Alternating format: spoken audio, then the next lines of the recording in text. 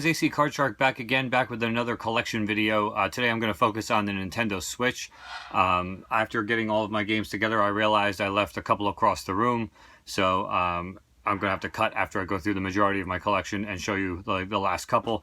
But regardless, as I'm cleaning and going through this game room, I'm trying to organize and put stuff on shelves. I'm going to start doing collection videos as I organize systems. So the first one I got together, because it's the easiest, is the Nintendo Switch. The Switch has had some quality stuff come out over the last less than a year that it's been out. And I'm going to run through it real quick, give you just a couple of thoughts on each game, and call it a wrap for today. So alphabetical order, that's the only reason why I'm going through them in the order I am. I have them alphabetized. The first game that I have is The Binding of Isaac. That is Afterbirth. This was a launch copy. I know that there has been multiple, I should say 2 different artworks that came out for this game. This was the original, put out by Nicalis. It came with a really cool Legend of Zelda looking instruction booklet. The game is in here because I ran out of space in my portable case, and this is not a game that I actively play. It is hard as anything. I do like the art style. I love Nicalis's, or however you say it. I think it's Nicalis. I'm loving their games. I'm loving what they're putting out for the system, but this one is just really tough. So I have yet to really dive really deep into this one. I eventually will get back to it and try it again, but really, really tough game. So if you're looking for a good dungeon crawler challenge, this is definitely a good game for that. Next game up, I have on multiple systems, and I finally was able to complete this game. I have it on the 3DS in the lenticular cover. Again, it's Nicalis, and that is Cave Story, or Cave Story Plus, technically. I have the original copy on the 3DS with the lenticular cover and everything, the one that's everyone's like looking for. And I heard it was coming for the Switch, and I'm like, you know what, on the Switch I'll probably play it a little bit more often, and I did, and I got through the game. I finally beat it, completed the story. Absolutely recommend this game to anybody and everybody who has a Nintendo Switch. I absolutely love Cave Story, and this actually comes in Nicalis fashion. Actually, this one came with a soundtrack on a little mini CD, but it also came with the instruction booklet in the same type of style. As you can see, the game cart is in there as well because I completed it. And it does have some nice interior artwork to it as well. But this is definitely a recommendation of mine. If you own a Switch, you need to pick this game up. If you have the Best Buy Gamers Club, it's like $22 or something like that. Absolutely awesome platformer, really tough, but really worthwhile in the end to get that satisfaction of completing that game. So definite recommendation. Next one up alphabetically is Doom, and Doom was an amazing port over to the Nintendo Switch. I didn't really notice any sizable differences between playing PS4. Now, of course, it's a little bit more crisp. It's a little bit better looking on the PS4, of course, because you have some limitations in hardware with the Switch, but it's pretty damn close. I mean, it's a really awesome deal to have Doom portable to bring with you. I bring it to work. I can play Doom. Absolutely awesome. This is still in my travel case, but there's some interior artwork for you. Doom worth every dollar, especially if you've never played this version of Doom. Do yourself a favor, pick that up. Even if you have, pick it up anyway, because it's great. Another game that was ported over, that tends to be a common theme right now, is porting games over. But again, I thought I would play this game a lot more portably, so I picked it up, and that is Lego City Undercover. Having a lot of fun with this game. I have not completed it. I did put maybe 10 plus hours into it, and then just kind of stalled out because I was playing other stuff. So, but Lego City Undercover, it's your typical Lego game, but it's got some really great humor throughout it. You know, everything's breakable in the environments and everything else. It's a good game. It's a Grand Theft Auto meets Legos. And this was on the Wii U. I do have it on the Wii U. I really didn't put a lot of time into it, but on the Switch, I did actually sink some hours into it, and I definitely will be going back to that one. The next one up has a little bit of a extra to it, so to speak. If I don't show you the inside, it's just because there's no artwork. But this one is Mario and Rabbids Kingdom Battle. I picked this game up for only one reason, and that I'll get to right now, actually. I picked it up mainly because I was able to find this. And this is the limited edition, collector's edition, whatever you want to call it. A little bit jacked up on the front here. As you can see, the slipcover is a little bit jacked. But really, really awesome artwork display for the collector's edition of Mario and Rabbids Kingdom Battle. As you can see, it does come with the Mario Rabbids statue, which I have still in the box right there. I don't really have shelving yet for my statues as of right now. But that's really the main reason I picked this game up, was because of the fact that I could get the collector's edition. And I was like, you know what, I'm going to bust it out. I'm going to play it. It looks pretty cool. It blew me away. I have not completed it as of yet, but I have sunk, I'd say, about 10 hours probably in there. And by the way, if you want to actually friend me on my Nintendo Switch, I'll pop up the code right here and just leave it on for the rest of the video. Feel free to send me a friend request. I pretty much take everybody who comes in. I love comparing games with you guys. Just a little side note. But I put this game in and I started playing it and I was just blown away. It is turn-based battle, which is normally not my cup of tea. But I'm loving the characters and the story, and it's just really, really amazing to me. I really am enjoying it. So another high recommendation for me, especially if you can find that collector's edition. I forget what else came with it. It was the statue, the soundtrack, and some trading cards, as well as the game. So for the extra money, it was well worth getting those couple extra collectibles. So Mario and Rabbids, definite recommendation. Another port, again, like I said, it's going to be a common theme on the Switch, and that is Mario Kart 8 Deluxe. I have Mario Kart 8 on the Wii U. Picked it up for the Switch, again, just for the portability factor. To have a Mario Kart on the go sounds like a good deal to me. So of course I did pick up Mario Kart 8 Deluxe along the way, and it's Mario Kart. I mean, there's nothing more to say about that. You guys know it's a good game. So one of the latest additions that I have made, and it was because it was on sale for over half off. Recent sales going on in the stores. There's not much to say about this one. It's Monopoly for the Nintendo Switch, and literally it's Monopoly. Not much more I can really say about that. It's Monopoly. You can play across the network against people. You can play against AI, single player, just on your own, and just play Monopoly. It's just a fun board game that I pretty much own Monopoly on almost every system I own. So I figured, why not? It was dirt cheap, so I picked it up. Another game that a lot of people haven't been talking a lot about, and Pixel Sandwich actually brought my attention to it and said, hey, what the F is this game? And sent me a screenshot from Toys R Us. He took a picture with his phone. And I was like, I don't know what that is. So I started doing some research, and I just loved what I saw, so I went out and picked it up. And that game is Poi. Poi Explorer Edition is the full out title. Poi is a very, very generic vanilla platformer, but it's a 3D platformer, obviously. Let me see if I can just try to even grab. It's gonna be tough because there's a really bad shadow going on in my room right here, but. It's just like you're searching for, what is it, like rings, I believe? Medallions. You're setting sail on an airship to collect explorer medallions and unravel the mysteries of the Milky Way globe. So it's just something new. It's different. It's a platformer. It's a fun platformer, but it's very vanilla, very generic. So if you're looking for something a little bit different than your Marios and your Sonics and everything that's coming out for the Switch, and you're just looking for stuff that you don't know the characters, and it's like a brand new IP and just a brand new set of characters, Poi is definitely a pretty good pickup, and I believe it's like $30 at retail, and then you can probably find sales and or gamers clubs and everything else to get it down to probably closer to $20. Definitely well worth the price of admission as far as I'm concerned. So Poi is definitely a good time. Launch edition on this one as well. I'll have to go into more detail about that. That game is Puyo Puyo Tetris. If you're fans of any kind of puzzle game of any sort, this is obviously right up your alley. Combining two famous franchises, obviously Puyo Puyo in Japan and Tetris in, well, everywhere. Tetris is everywhere. It comes in the big box, which, you know, I'm not kind of a fan of, just because it doesn't look good on the shelf. It does have the original like slim box that comes with it. And then it also came with a set of keychains. So there, as you can see, there's a Tetris block, and there's a Puyo or Puyo Puyo or whatever they're actually called. I don't even know. A little jelly bean looking thing. So they came in the box. That was kind of the launch edition of Puyo Puyo Tetris. Came with the little keychain set and then the big box. So just because it's a little bit of a collector's edition, I do keep it in the big box, although I don't really like it because I'm OCD about that stuff.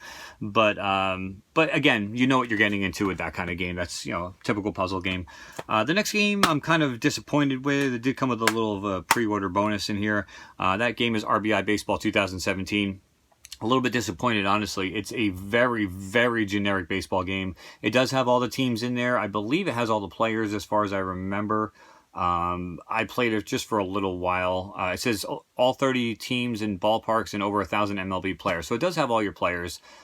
It's pretty damn hard to control and do the fielding and to get the hitting down and everything else. It's really, really tough. I think for your money, you could probably just wait for a better baseball game to eventually come out for the Switch, because it's okay. I mean, if you can find it dirt cheap, a used copy, flea market, something like that, pick it up. I mean, it's a baseball game, but that's really literally all you're getting. I believe it's like there's exhibition game, a full season, or postseason, and that's it. There's no home run derby. There's no like create a player. There's none of that stuff. So I mean, you may be able to create a player, but like not a career mode, so to speak, like the show has. It's very, very generic. So take caution before going this route. And mine came with an awesome patch, which I can sew onto a shirt or something, or just leave it in the case like I'm going to do. So RBI Baseball, so-so. It's a little bit of a reach to say it's a great baseball game. This game I rented from Gamefly and ended up keeping it because their prices are so stellar and so low, by THQ Nordic, and that is Sinmora X, or I don't know how the hell you say it, but I say Sinmora X. It is an amazing shooter, awesome shmup, 3D shmup, and just well worth the time to play. If you're a fan of shmups, you need to have this game in your collection. I have not really gotten that deep into this game. I just kind of played to scratch the surface a little bit, and it is a lot of fun. So I definitely want to spend some more time with that game. Game I have not busted out yet. However, I did get like the launch copy. It came with some Joy-Con skins. I have not even installed it yet and played, but is Sonic Forces. I've heard mixed reviews about this. I have no opinion because I have not played it yet. I just have a lot of other games going on for the Switch, so I figured I will put this on hold for now. But Sonic Forces, the bonus edition. Next game up. Huge fanatic of the series, huge fanatic of this game. That game is Splatoon 2. Absolutely love it. When you take the game room tour eventually, you'll see I got a nice big promo poster of Splatoon 2 from my local GameStop that I'm going to hang up on the wall. I am a huge Splatoon fan. I love the characters. I love the squids. I love the Inklings. I love everything about this whole franchise. I have all the amiibos. I have all the World of Nintendo figures. Just absolutely adore Splatoon. And Splatoon 2, that's hard to say, is a lot more of the same as Splatoon 1. It's just more boards and just different stuff. So really, really good. Game I picked up on launch. I'm kind of sorry I did because I don't really play it. I thought I would play it a lot more. I thought it would be better than it was. It's not bad, but again, for the price, wait for a price drop, wait for it to get cheaper, wait for sales, whatever. But that is Super Bomberman R. I bought it on launch just because I wanted something other than Breath of the Wild, and I played it like twice. I don't know. I just couldn't get into it. It's good if you like Bomberman. I was never a huge Bomberman fan, so if you really love Bomberman, then it's a great game for you. If you're just on the fence or just like I just want to play a game, maybe steer yourself. Especially now that there's a library of games out, maybe steer yourself in a different direction. Or wait for this to get a little bit cheaper. But still a quality game nonetheless. One of my games that is probably up for Game of the Year, if it wasn't for a couple of things that kind of steered me away from it. Game is Super Mario Odyssey. I mean, that's on everyone's list this year. You know me, I love having my games on easy. There was no setting for difficulty level in this game. This game was way too easy. I did not die once. I went through, completed the entire game. I beat every boss. I didn't die once, other than like a random fall off a cliff type thing because I just misjudged the camera angle. But in battle, I never died.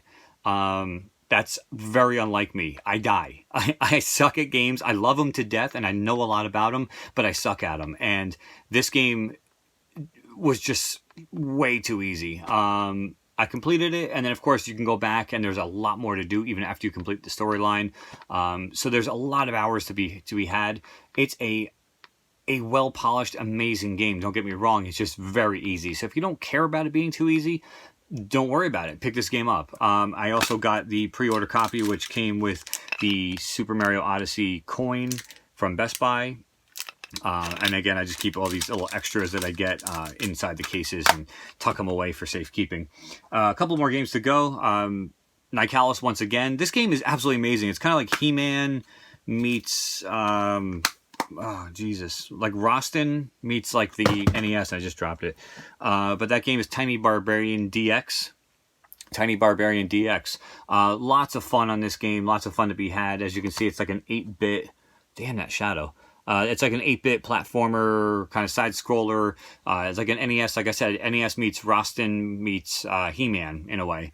Very, very cool game. Very much on the cheap side of Switch titles, and very much worth picking up, in my opinion. I did also, as typical Nicalis style, you do have that little instruction book hanging out in there. You do have reversible artwork, which I actually never even looked at. It's kind of neat. It's more of like a less real and more cartoony looking, I guess, if you want to put it that way. And then I forget what extra came with it. I think it was it a keychain? Yeah, it was a keychain of like Tiny Barbarian dude like riding a bumblebee. And it came like in this little Tiny Barbarian like cloth bag. All this stuff is just pretty useless. It's just kind of cool to have. If I ever decide to sell it one day, it probably holds a little bit more value than the standard version, I guess. I don't know. I probably will never sell it, but well worth well worth the pick up there for about 20 bucks. And then the last game I have in front of me is a game that has gotten a lot of shit on. It's been shit on a lot by a lot of people. I have yet to experience the negatives that people are talking about. That game is Troll and I. And I waited for the one to come out for the Switch because I didn't want to, like, games that were coming out on multiple platforms, I wait for the Switch version because I just love my Switch so much, and I love the portability and the fact I can just lay on the couch and play it and not have to be near a TV or whatever. This game is pretty fun. Again, I'm not that far into it, only a couple of hours. I heard the problems kind of start after that point, so we'll see. But Troll and I is, I think, 20-ish, 25 with Gamers Club, I think, something like that. I don't want to steer you the wrong way. Maybe look into some better reviews and more in-depth reviews before you decide on this game. But I have not experienced the negativity that I've been hearing. And one game I actually totally forgot, I'm not sure how I did when I was in the S's, because it's effing huge, is Sonic Mania Collector's Edition for the Nintendo Switch. I was able to track one of these down. I did an unboxing earlier on my channel for this. As you can see, it does come with that Sonic statue. If you want to see the unboxing, just kind of go back a couple months on my channel. You'll see all the contents that came with it. And of course, no physical game. A box this big, no physical game. That's a statue and everything else that's in there. And it did come with a digital download code. And basically, I downloaded the game to the hard drive. It's a pretty cool game. I mean, even if you just download it and don't find the collector's editions are pretty hard to find now because that statue's pretty epic. But Sonic Mania was definitely an awesome addition to my Nintendo Switch collection. And of course, last but not least, the obvious title you have to have on your Nintendo Switch, and that is The Legend of Zelda Breath of the Wild. I did pick that up on launch day with the system. A really good game. I have not gotten as far as I want to in this game, but it's such a beast. It's so huge, and it's just so much to do that I don't have the time. So I like to dabble in like a bunch of games at once. So I have not gotten this one done at all, but I definitely will eventually get that finished. And then to go along with that, I did buy something to go along with Zelda, and the guys at my local GameStop were really awesome and hooked me up with this for my collection, for my shelf. And that is the physical case for The Legend of Zelda Breath of the Wild Expansion Pass. This was used as an advertisement in stores in GameStop, and I bought the DLC, of course, digitally, but I love to have a physical copy of stuff, and this basically is a physical copy just to show something I've added to my collection, even though it was digitally. So really cool artwork and stuff. Legend of Zelda Breath of the Wild Expansion Pass.